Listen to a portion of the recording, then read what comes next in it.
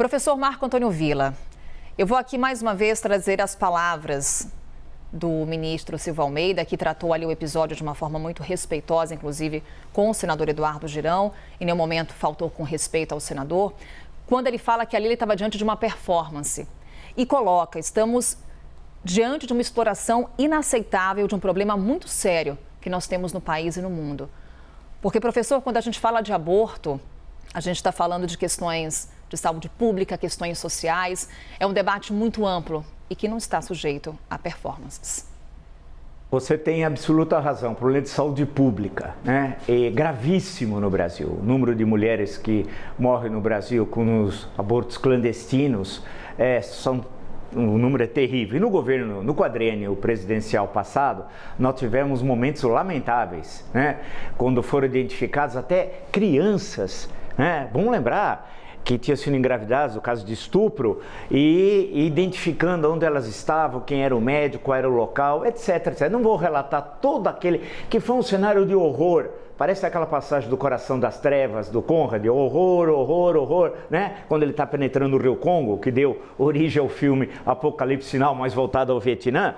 É a mesma coisa que nós vivemos no último quadriênio presidencial. Horror, horror, horror. E sobre essa questão, mais ainda, o que o senador Girão fez é intolerável, é inaceitável, é imoral, não corresponde à ética de um senador e de um estado tão importante. E eu conheço muito bem, mais do que ele, a história do Ceará. Inclusive que ele não morava no Ceará, estava morando nos Estados Unidos, voltou pouco antes da campanha eleitoral. E eu não sei se ele é parente até de um historiador, que é uma rua ali na praia de Iracema, Meireles, eu conheço bem, viu, senador? É chamada a Rua Historiador Raimundo Girão. Não sei se é avô do senhor e tal, mas eu li o livro dele também sobre o Ceará.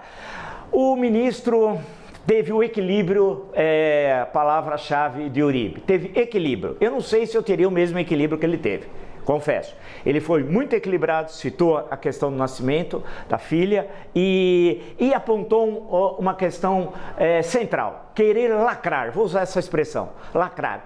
O objetivo de uma parcela de parlamentares no Senado e na Câmara dos Deputados é lacrar. Lacrar é o seguinte, para quem nos acompanha, não é falar na sessão para os pares, isso para eles pouca importância tem, é falar para o WhatsApp, especialmente dessa rede, né? Ou seja, aí recortam o vídeo e espalham, olha a verdade que o senador Girão disse ao ministro do governo comunista, ao governo pró-aborto do PT, é isso que eles falam, como se fosse um governo comunista. Eles são tão ignorantes que não sabem nem o que é comunismo. E aí cria-se aquilo e eles vão espalhando, espalhando, milhões de pessoas recebem aquilo no mesmo dia e começam a falar, poxa, esse ministro Silvio Almeida é contra a vida, é a favor da morte. Não. Isso é uma questão de saúde pública, foi um ato de escárnio às mulheres. Vocês têm um senador anti-mulher, um governo anterior anti-mulher, homofóbico, reacionário, racista, misógino e com toques.